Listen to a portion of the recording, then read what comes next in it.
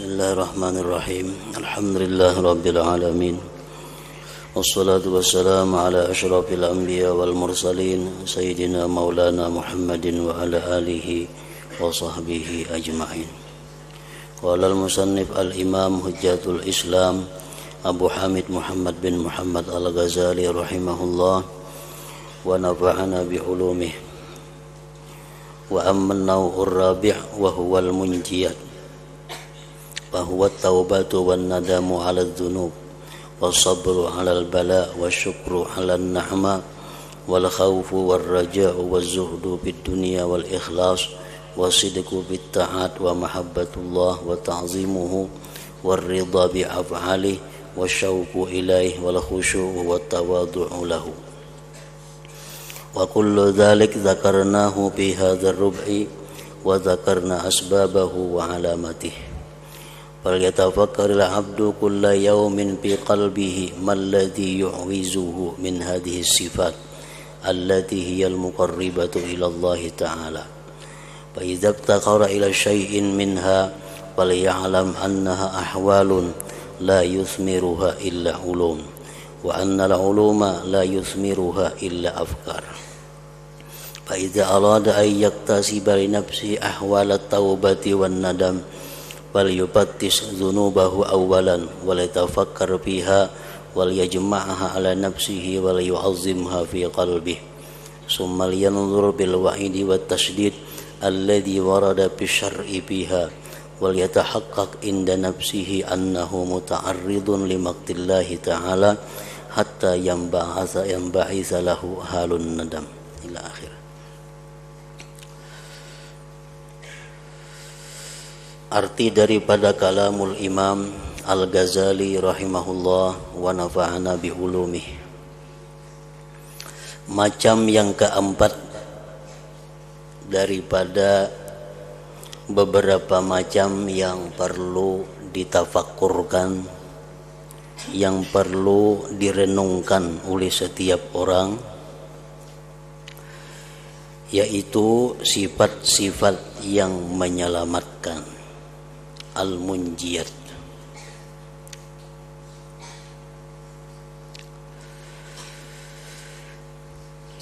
Maksudnya adalah kita dituntut untuk merenungi, memikirkan apakah sifat-sifat yang menyelamatkan ini sudah ada pada diri kita. Apakah sudah bersifat diri kita ini dengan sifat-sifat yang terpuji, yaitu seperti tobat, penyesalan atas dosa-dosa, sabar atas bencana, syukur atas segala nikmat,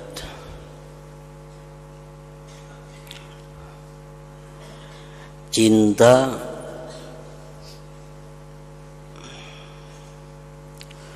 takut kepada Allah, mengharap rahmatnya Allah, zuhud pada dunia, ikhlas beramal murni karena Allah, sidik jujur dalam amalan-amalan taat,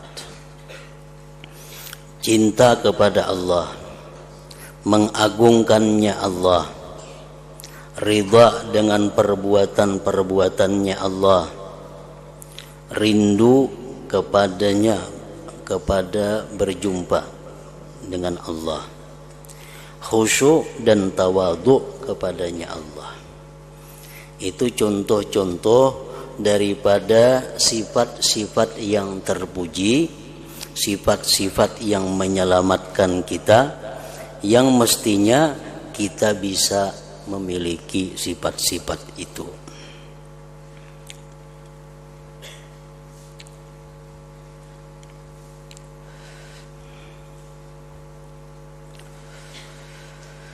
Dan masing-masing yang demikian itu telah kami sebutkan pada rubuh ini, dan telah kami sebutkan sebab-sebabnya dan tanda-tandanya.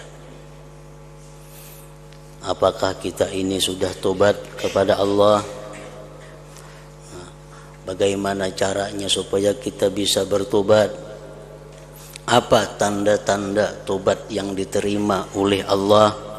Nah, itu sudah dijelaskan.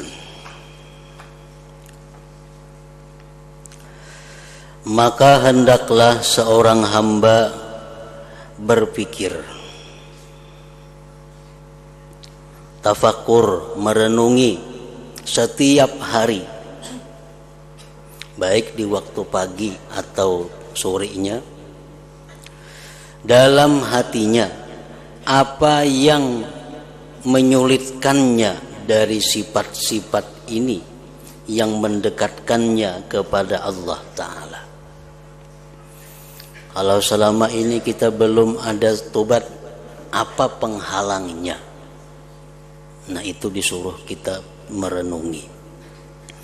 Kalau selama ini kita belum bisa bersabar atas menerima yang tidak senang, apa yang menyebabkannya kita kada bisa bersabar? Apa yang menyebabkan kita ini belum bisa zuhud pada dunia? Apa sebabnya yang menyulitkan kita untuk bersifat sidik, bersifat jujur dalam amalan-amalan taat kepada Allah Subhanahu wa Ta'ala?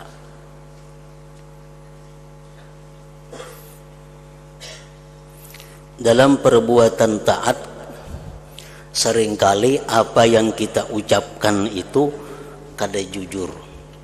Artinya bertentangan dengan praktik yang kita lakukan.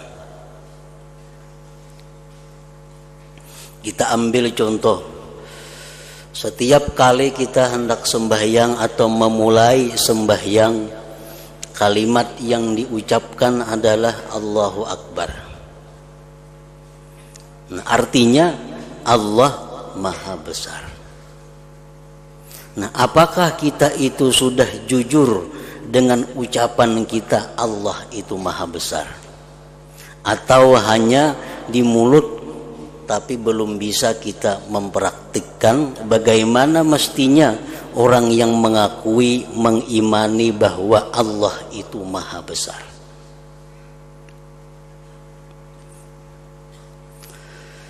Nah, sesuatu yang maha besar itu adalah sesuatu yang menyita perhatian pemikiran kita. Itu ngarannya disebut besar.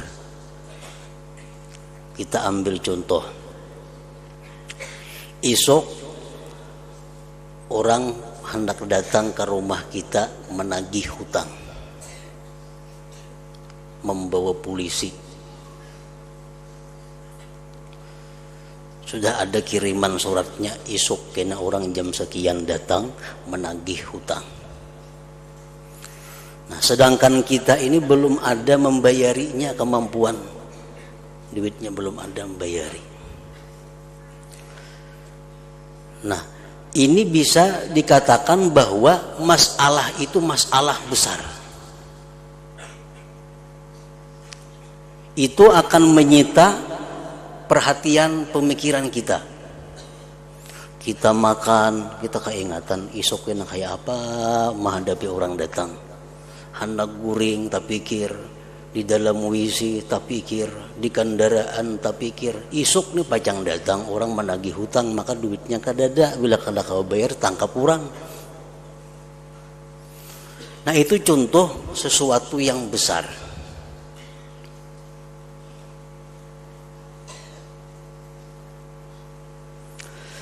Nah, kalau kita mengiktikadkan bahwa Allah itu yang maha besar, tentu segala yang bersangkut paut dengan taat, bersangkut paut dengan Allah, itulah yang menyita perhatian kita.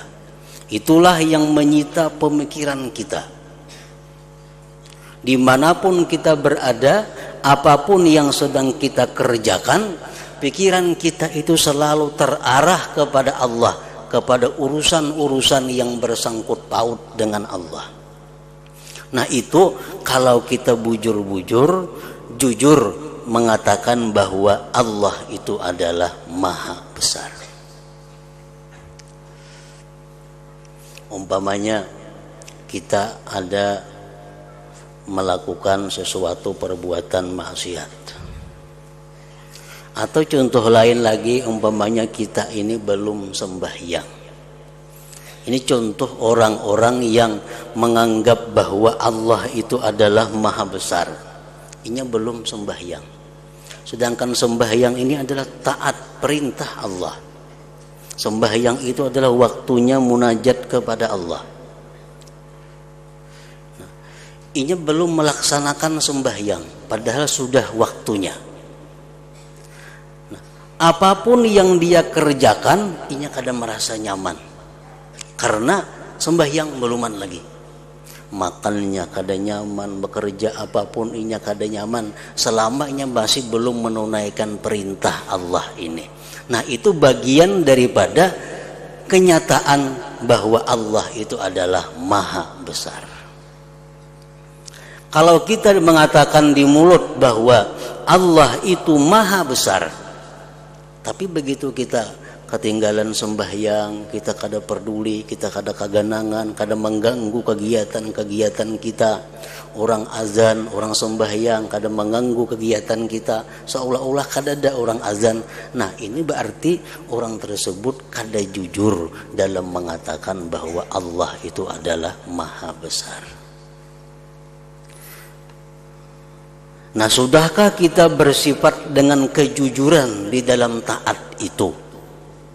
Kalau belum, apa penyebabnya? Nah, itu yang disuruh kita merenungi, memikirkan.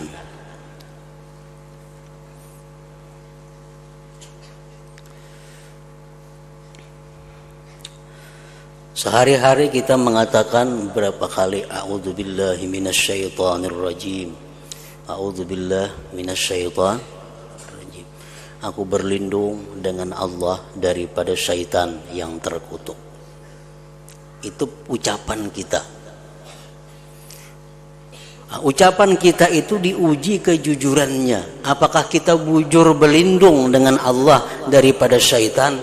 Kalau kita selama ini masih suka mengabulkan keinginan syaitan, kita masih suka datang ke tempat-tempat syaitan, kita masih suka berkawan dengan syaitan, tapi di mulut kita, aku berlindung dengan Allah daripada godaan syaitan. Nah, ini kada jujur. Kada jujur. Karena di mulut berlindung dengan Allah dari godaan syaitan, tapi kenyataannya sehari-harinya bakawan dengan syaitan.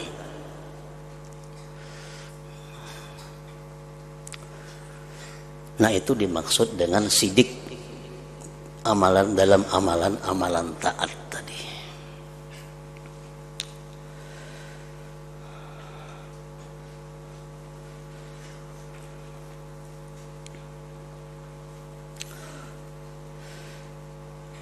Maka hendaklah seorang hamba berpikir setiap hari dalam hatinya apa yang menyulitkannya dari sifat-sifat ini. Apa sulitnya aku jujur?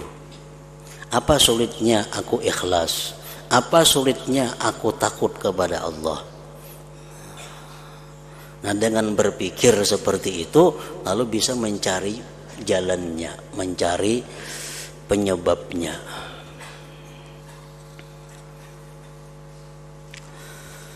Apabila ia memerlukan kepada sesuatu dari sifat-sifat ini perlu kepada sifat tobat, perlu kepada sifat ikhlas, perlu kepada sifat sidik, perlu kepada sifat khusyuk, maka hendaklah ia tahu bahwa itu adalah ahwal, bahwa itu adalah keadaan. Tobat itu keadaan.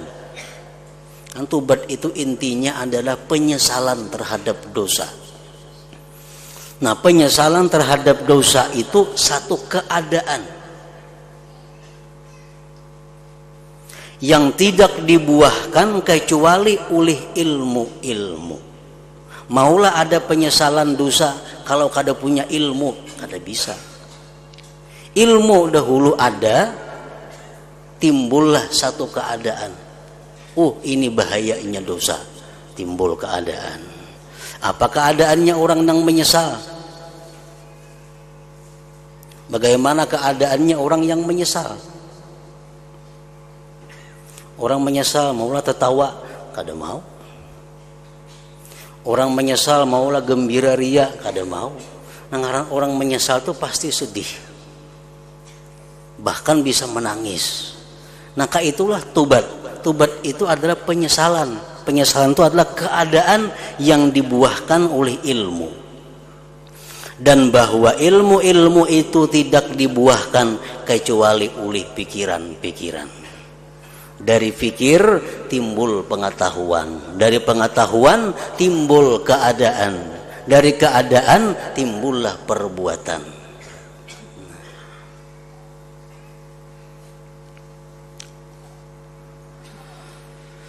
Maka apabila ia berkehendak memperoleh bagi dirinya akan ahwal atau keadaan tobat dan penyesalan, maka hendaklah pertama-tama ia memeriksa dosa-dosanya. Kita hendak tobat, kita hendak menyesali dosa. Yang pertama yang kita kerjakan adalah memikirkan tentang dosa-dosa yang kita lakukan. Dan hendaklah mengumpulkannya atas dirinya. Kumpulkan dosa-dosa kita, kita ingat, kumpulkan. Dulu pernah ini, dulu pernah itu, dulu pernah menipu orang, dulu pernah minum kada bayar, dulu pernah makan kada bayar, dulu pernah macam-macam, dulu pernah menyambat si fulan, memfitnah si fulan. Kumpulkan semuaan. Dan hendaklah ia memandang besar kepadanya di dalam hatinya. Kumpulkan dosa-dosa tadi sehingga sangatlah besar. Kemudian hendaklah ia memikirkan tentang ancaman dan kekerasan yang disebutkan dalam agama tentang dosa-dosa itu. Bagaimana firman Allah tentang dosa? Bagaimana sabda Nabi tentang dosa?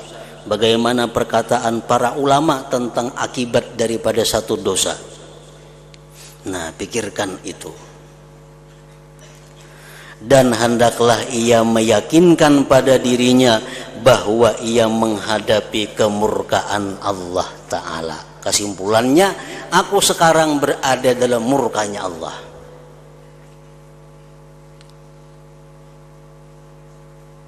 Kumpulkan semuaan dosa-dosa yang digawi sehingga terasa besarnya dosa itu. Ingat bahaya-bahaya dosa, akibat-akibat dosa. Lalu ambil kesimpulan bahwa aku sekarang berada dalam kemurkaan Allah.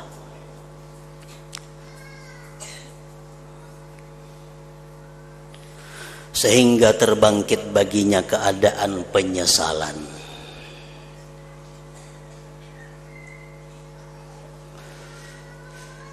Para ulama meneliti dari berbagai macam hadis-hadis Rasulullah sallallahu alaihi wasallam tentang akibat daripada dosa yang kita kada tobat dari dosa itu.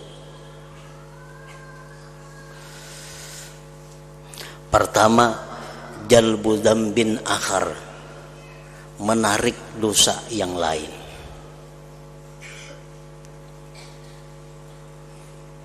Nah, jadi satu perbuatan dosa kalau kita kada tobat kepada Allah, maka si dosa ini hidup dan menarik, mengajak kita untuk berbuat dosa lagi.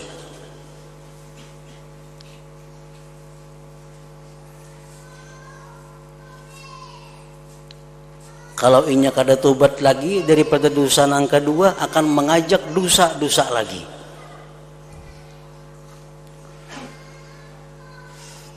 Jalbu dzambin akhar.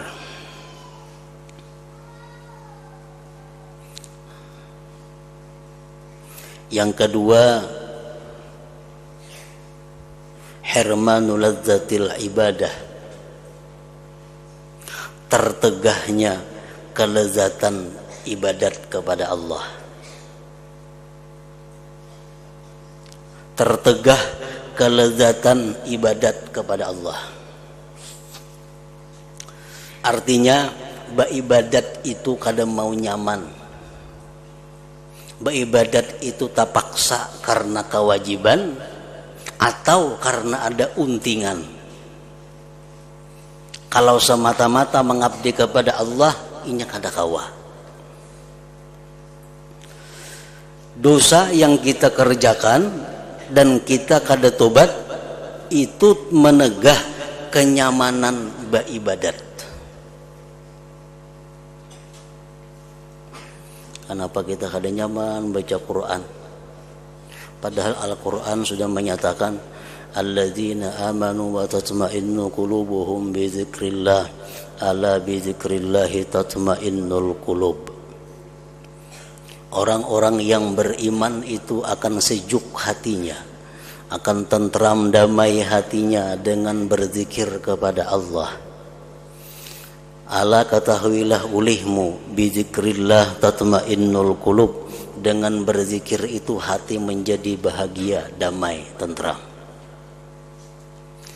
Itu Al-Quran menjelaskan. Tapi kenapa kita berzikir hati kada mau tentram? Beratus zikir, ribu zikir sudah diucapkan la ilaha illallah atau salawat atau tasbih, kada mau juga tenang hati. Kenapa sebabnya? Karena kita ditegah. Kenapa ditegah? Karena ada dosa yang kita belum tobat daripadanya. Atau sudah tobat, cuma kada bujur tobatnya sehingga ditolak oleh Allah Subhanahu wa ta'ala. Kalau hati kita, diri kita bersih daripada dosa, satu kali kalimat la ilaha illallah pun itu bisa menyejukkan, mendamaikan. Ala bidzikrillah tatma'innul qulub.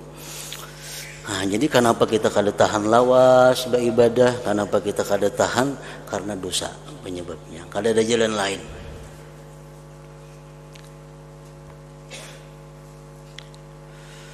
Tahrimu ladzatil ibadah. Kada kau mendengar jumlah nang banyak, orang asa banyak benar. Berapa dibaca sehari? 1000 mah banyaknya. Pada 1000 itu paling makan waktu seperempat jam. Asa banyak banget sudah itu. Kenapa? Karena asa uyuh. Berzikir itu 1000 dianggap seperempat jam. Tapi asa banyak benar, asa uyuh benar. Kenapa? Karena ada dosa nang kada diampuni Allah. Ada dosa nang kita belum tobat. Padahal jika kita kada mau ucap zikir 1000 kali, 10.000 ya tuh kada merasa uyuh. Yang kita ucapnya lain daripada zikir, lain daripada salawat, bepandiraan, berkisahan 2-3 jam, kada merasa uyuh.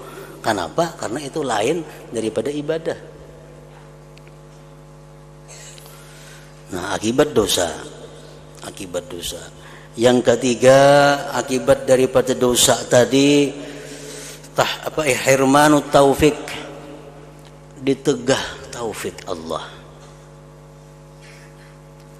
Taufik itu artinya kemudahan, kenyamanan ibadah. Taufik artinya adalah kemudahan untuk melaksanakan ibadah.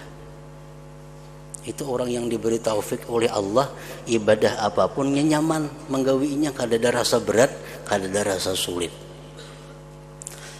Banyak amalan-amalan yang sudah kita tahu, tapi kita kada diberi taufik oleh Allah sehingga kita kada mampu mengamalkannya. Baik dari pelajaran, baik dari buku, baik dari macam-macam, banyak macam-macam ibadah yang kita ketahui. Bila kita baca ini, bila kita baca ini ke surga, bila kita baca ini selamat dari neraka, bila kita baca ini selamat dari siksa kubur, bila kita baca ini kada kehausan di padang mahsyar, saling banyakan. Tapi kita kada kau membaca kalau kita belum ada taufik Allah. Nah, kenapa taufik Allah itu terhalang datang kepada kita? Karena dosa.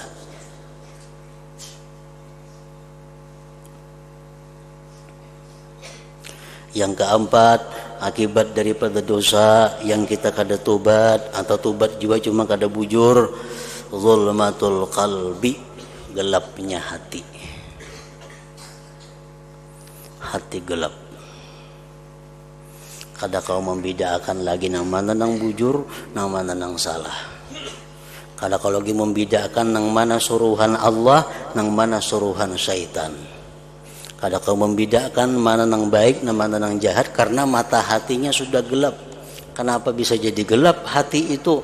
Karena ditutupi oleh dosa. Yang kelima, akibat daripada dosa itu adalah nuksanul akal, berkurangnya akal.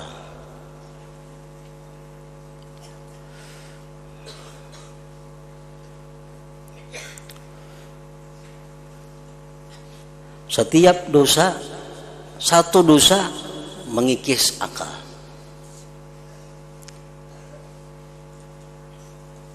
Padahal akal ini adalah sesuatu yang paling berharga di dalam diri manusia, karena dengan akal itulah kita bisa taklif, kita bisa menjunjung perintah Allah dan menjauhi larangannya. Kalau kita kada punya akal, kita kada jadi apa-apa. Nah, dengan perbuatan dosa yang kita lakukan, akal itu selalu berkurang. Daya untuk makrifat kepada Allah selalu lemah.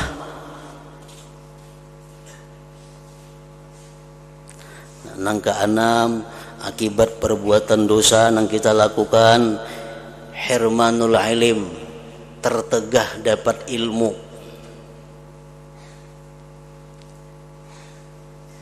Al ilmu nurun wa nurullah la yuhda lil asi. Ilmu itu adalah cahaya kada diberikan Allah kepada orang yang maksiat.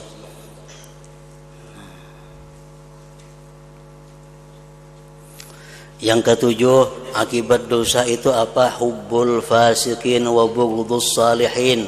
Akibat dosa yang kita gawi, kita akhirnya katuju lawan orang-orang fasik dan kada katuju beparak lawan orang-orang salihin.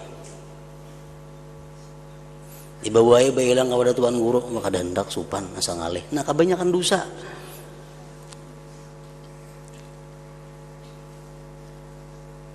Kada katuju beparak orang saleh, katujunya cuma beparak lawan orang-orang fasik.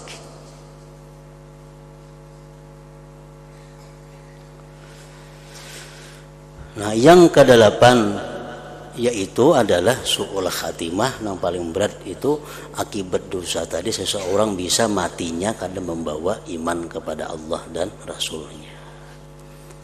Nah, kita pikirkan itu akibat dosa, akibat dosa, akibat dosa, supaya bisa terdorong hati kita untuk tobat kepada Allah.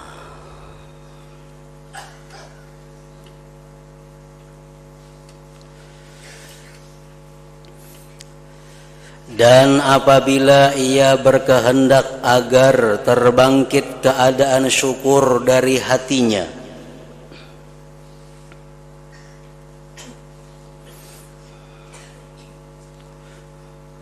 maka hendaklah ia memikirkan tentang perbuatan baik Allah kepadanya dan kenikmatan-kenikmatannya yang dianugerahkan kepadanya, dan tentang melepasnya akan keilukan tutupannya atas hambanya.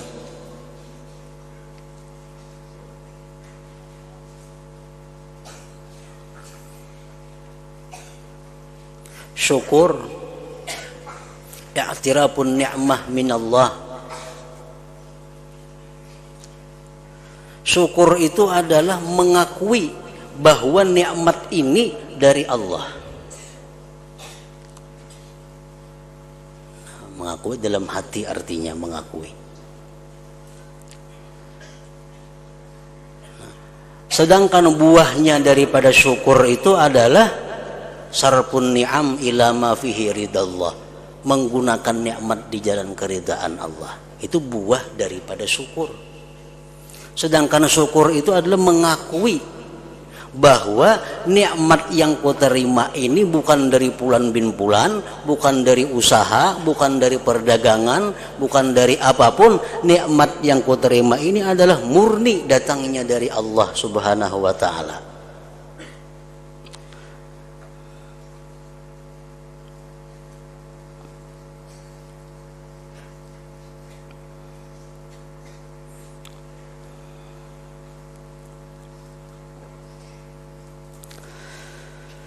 Dan apabila ia berkehendak agar terbangkit keadaan syukur dari hatinya, maka hendaklah ia memikirkan tentang perbuatan baik Allah kepadanya dan kenikmatan-kenikmatannya yang dianugerahkan kepadanya, dan tentang melepasnya akan keelukan tutupannya atasnya si hamba itu. Salah satu nikmat yang besar dari Allah adalah satrul uyub, ditutupinya aib. Nah, ini nikmat yang besar. Menurut apa yang telah kami jelaskan sebagiannya pada kitab syukur, maka hendaklah ia menelaah yang demikian itu.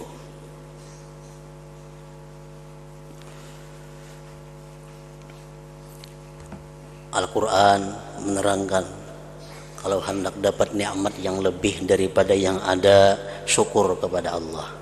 La in syakartum la azidannakum. Jadi akui bahwa nikmat yang kau terima ini dari Allah dan gunakan di jalan yang diridai Allah. Itu intinya bersyukur.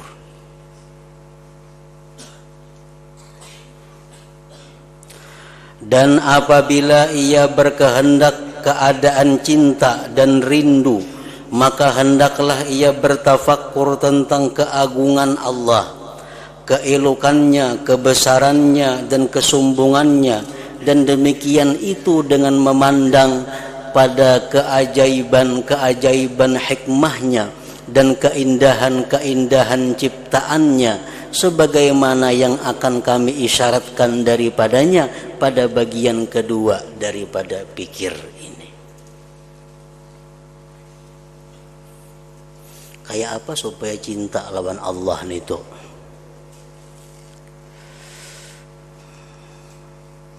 Banyak caranya untuk bisa cinta kepada Allah. Antara lain dengan memandang kehebatan, keajaiban ciptaannya. Nah, ini untuk orang-orang yang sudah di makam yang lebih tinggi. Mereka itu cinta kepada Allah karena kehebatan, karena keelokan apa yang diciptakan oleh Allah Subhanahu wa taala. Lalu mereka cinta dan ingin bertemu dengan pencipta itu.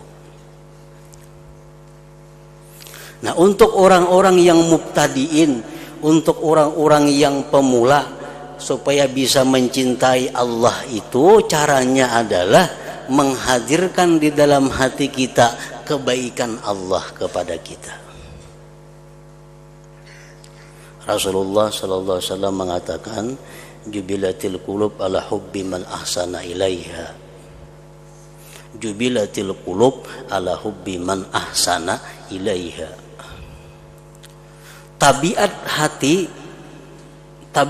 hati mencintai orang yang berbuat baik kepadanya. Itu sudah tabiat hati. Kalau orang tuh berbuat baik kepada kita, berbuat baik, hari-hari berbuat baik, akhirnya hati kita cinta kepadanya. Mau kada mau. Itu tabiat hati. Oleh orang kada berisi hati. Kalau orang berisi hati, dibaiki pasti cinta. Nah, kita meyakini, kita mengetahui bahwa orang yang paling baik kepada kita, orang yang paling menolong kita, orang yang memelihara kita, tidak ada lain selain daripada Allah Subhanahu wa ta'ala. Siapa yang paling banyak, yang paling berbuat baik kepada kita, lebih daripada siapapun? Allah Subhanahu wa ta'ala.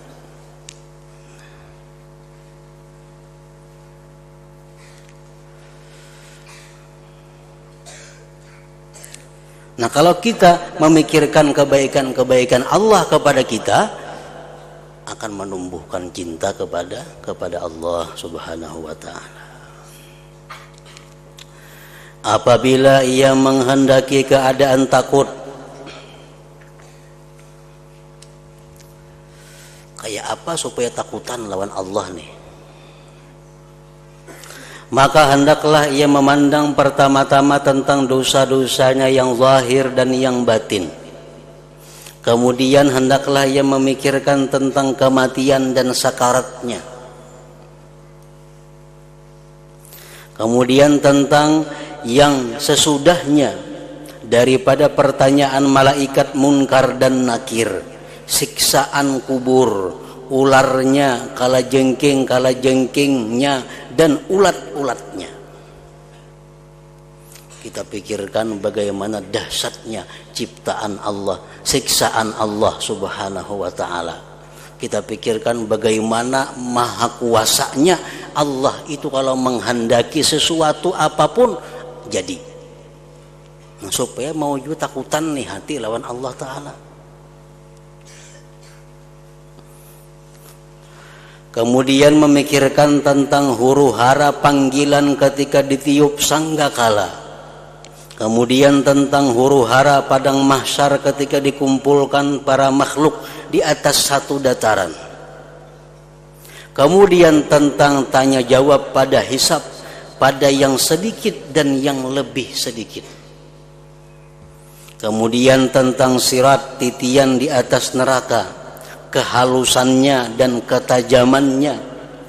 Kemudian tentang bahayanya urusan padanya, dan ia akan diarahkan ke kiri, maka ia termasuk penghuni neraka, atau ia diarahkan ke kanan, maka ia bertempat di darul qarar, negeri yang abadi, yaitu surga.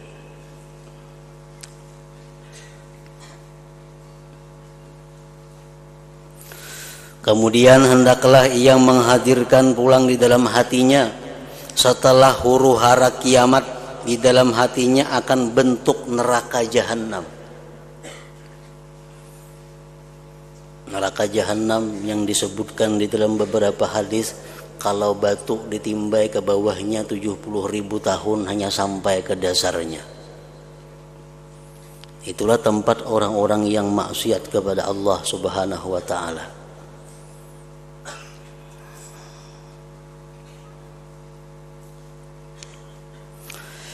Lapisan-lapisannya, belenggu-belenggunya, burgul-burgulnya, pohon zakumnya, nanahnya, macam-macam siksaan padanya. Jelik rupa-rupa malaikat zabaniyah yang diwakilkan dengannya.